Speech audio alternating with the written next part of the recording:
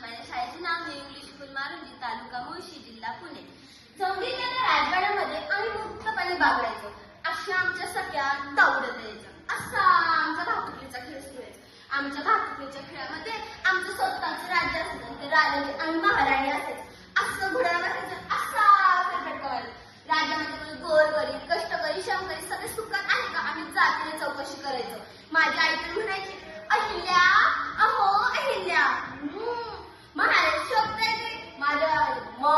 मग काय, माझी लेक राजकुमारी आहे, तिला पुढे जाऊन महाराणी ठरवायचंय. खरंच बाबाचे शब्द असे ऐकताच माझ्या विचारांना स्फुरणच चढायचे. खरंच आपण महाराणी होणार. आपण महाराणी झालं तर काय काय करणार, कोणते कोणते कार्य करणार, काय काय निर्णय घेणार. खरंच का आपण महाराणी होणार. आमच्या राज्यातील सेवक म्हणायचे, अरे ती 6-7 वर्षाची पोर खूपच चतुर, खरंच खूपच चतुर. असं आम्ही एक दिवस आमच्या भातुकलीच्या खेळामध्ये मग्न होतो.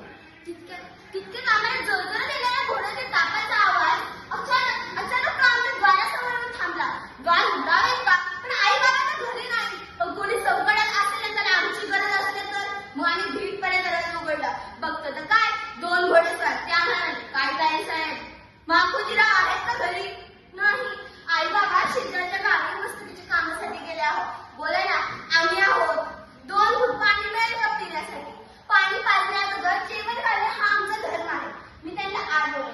जेवण झाल्यानंतर ते दोघे माझ्याकडे टक लावून बघतच राहिले. तुम्हाला माहित आहे का ते दोघे कोण होते? ते म्हणजे श्रीमंत बाजीराव पेशवे आणि मल्हारराव होळकर. श्रीमंत बाजीराव पेशवे माझ्याकडे बघतच राहिले आणि ते मल्हारराव, या मुलीस तुम्ही तुमची सून बनवा. खरंच ही मुलगी तुमची सून बनणे योग्य आहे. तिचे बोलणे, चालणे, चातुर्य, धैर्य आणि खरंच तुमच्या सून बनणे योग्य आहे.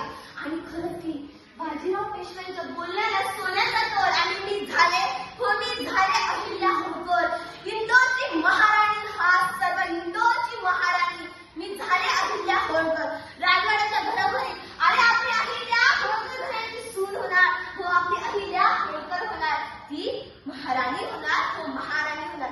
हो, मी अहिल्या होळकर होणार. इंदोरची नवी महाराणी मी अहिल्या होळकर होणार. माझ्या भावाला आताही आठवतात ती स्त्री गीते.